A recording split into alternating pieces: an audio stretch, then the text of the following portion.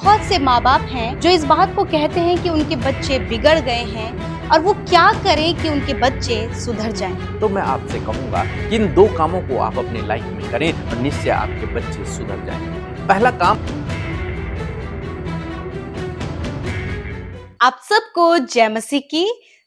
आज एक और सवाल लेकर मैं आपके पास आई हूँ और ये सवाल है कुछ इस प्रकार से कि बहुत से माँ बाप हैं जो इस बात को कहते हैं कि उनके बच्चे बिगड़ गए हैं और वो क्या करें कि उनके बच्चे सुधर जाएं।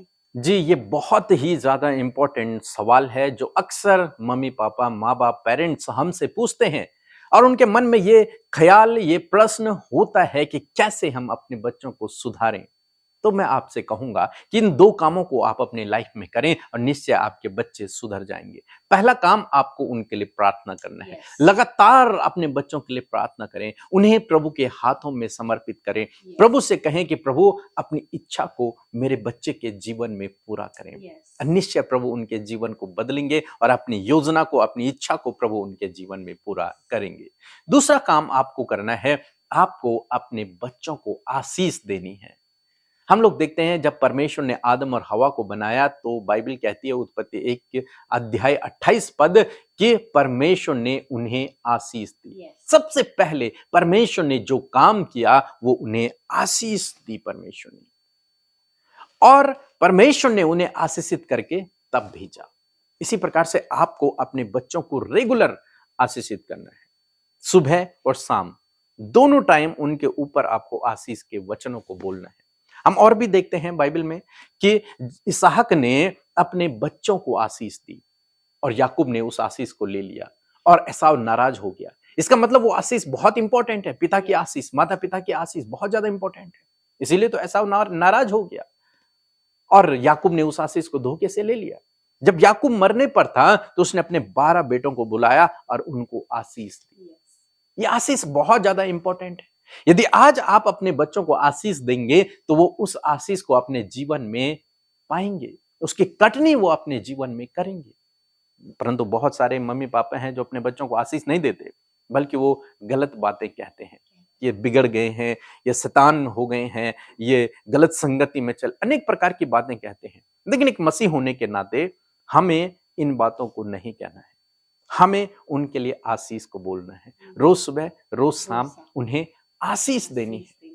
जब आप आशीष देंगे तो वो आशीष उनके जीवन में पूरी हो जाएगी, क्योंकि परमेश्वर ने अपने बच्चों को, आदम और हवा को सबसे पहले आशीष दी। अब्राहम ने इसहाक को दी, इसहाक ने याकूब को दी, याकूब ने अपने 12 बेटों को दी। इसी प्रकार से आपको भी अपने बच्चों को आशीष देनी है। और आप इस वचन को कह सकते हैं, प्रभु मेरे बच्चों को बढ़ाएगा, उन्हें आशीष देगा, उनके नाम को महान करेगा और वो दूसरों के लिए आशीष का कारण होंगे। इस वचन को आप उनके लिए कहें रोज सुबह रोज शाम। निश्चय ये वचन उनके जीवन में पूरा होगा और परमेश्वर उनके हृदय को परिवर्तित करेगा और वो सही रास्ते पर आ जाएंगे। और आज बहुत सारे माता पिता, हर एक मम्मी पापा को उनके सवालों का जवाब मिल गया है और सच में आज उन दो बातों को ये जरूर हम भी और भी जो माता पिता हैं उसे फॉलो करेंगे, ताकि वो आशीषें जो परमेश्वर ने दी हैं वो हमारे बच्चे भी पा सके। सो आइए प्रार्थना करेंगे। धन्यवाद करते हैं प्यारे प्रभु यीशु मसीह इस सुंदर पल के लिए। मैं धन्यवाद देती हूँ, आपने पिता इस सवाल का जवाब अपने वचन के द्वारा दिया।